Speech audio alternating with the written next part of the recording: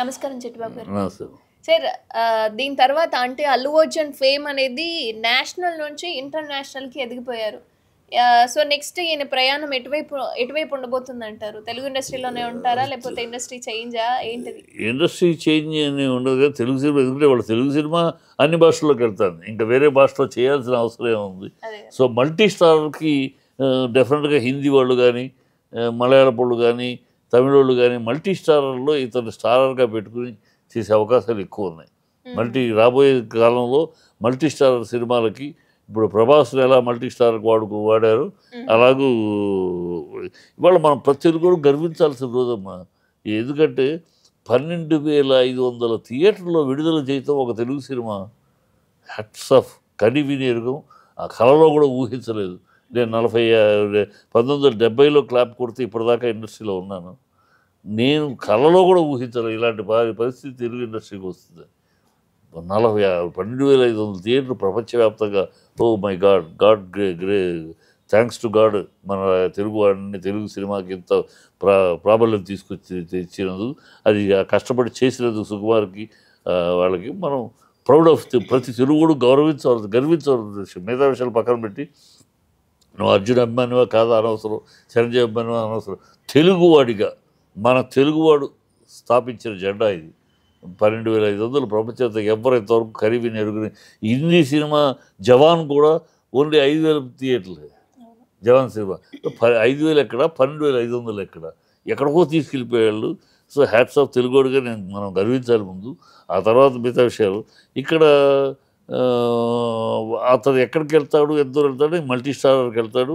ఇంకా ఆ స్టేజ్ నుంచి మల్టీ స్టార్ స్టేజ్ నుంచి బీభత్సంగా ఉంటుంది. రాబోయే కాలంలో రాబోయే ఒక 4-5 సంవత్సరాల్లో మల్టీ స్టార్లో ఎక్కువ చూడొచ్చు మనం అర్జున్. ఎందుకంటే వాడు నేషన్ దృష్టి మొత్తం పడింది. ఏమో హాలీవుడ్లోకి అడుగు పెట్టాల్సిన పరిస్థితి కుదరచ్చు మేబీ అంత. ఎందుకంటే ఆ పర్ఫార్మెన్స్ చూసినాక మహత్తరమైన ఆర్టిస్ట్ కనపడ్డాడు.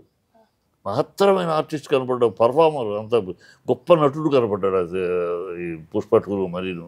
సో ఆ నటుడిని వాడుకుంటారు ఎవరైనా సరే, అంతే ఎవరైనా వాడుకుంటారు. సో ఖచ్చితంగా ఇంటర్నేషనల్ స్టేజ్కి వెళ్తాడు. నేను ఎప్పటి నుంచి చెప్తా ఉన్నా, మా భగవంతుడికి నేను థ్యాంక్స్ చెప్పుకోలేదు. ఎందుకంటే నేను ఎప్పుడు చాలా మీడియా చాలా వాటిల్లో చెప్పాను. రాబోయే కాలంలో రాబోయే 2 దశాబ్దాలకి 2 లేక 3 దశాబ్దాలు ఈ ఇండస్ట్రీని ముందుకు తీసుకెళ్ళగలిగిన వాళ్ళు, 2 కళ్ళు లాంటి వాళ్ళు ఇండస్ట్రీకి వీళ్ళిద్దరూ. మన అర్జును, జూనియర్ ఎన్టీఆర్ వీళ్ళిద్దరూ 2 కళ్ళు లాంటి వాళ్ళు రాబోయే 30 సంవత్సరాలకి.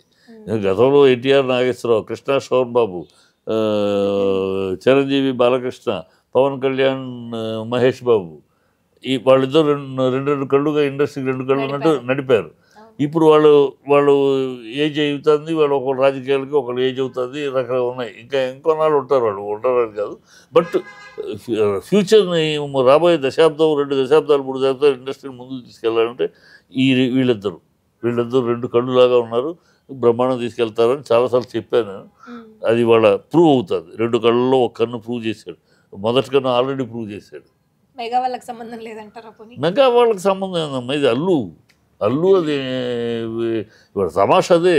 అల్లు ఫ్యామిలీ ఆయన హెరిడిటరీ. అల్లు మెగా ఎందుకు అవుతుంది, కొనిదేరు కాదు కదా. అల్లు అంటే వాళ్ళ నుంచి ఎవరు లేరంటారా? వాళ్ళ నుంచి లేరు. వాళ్ళ నుంచి స్థాయి చూడాలి. రేపు ఏమన్నా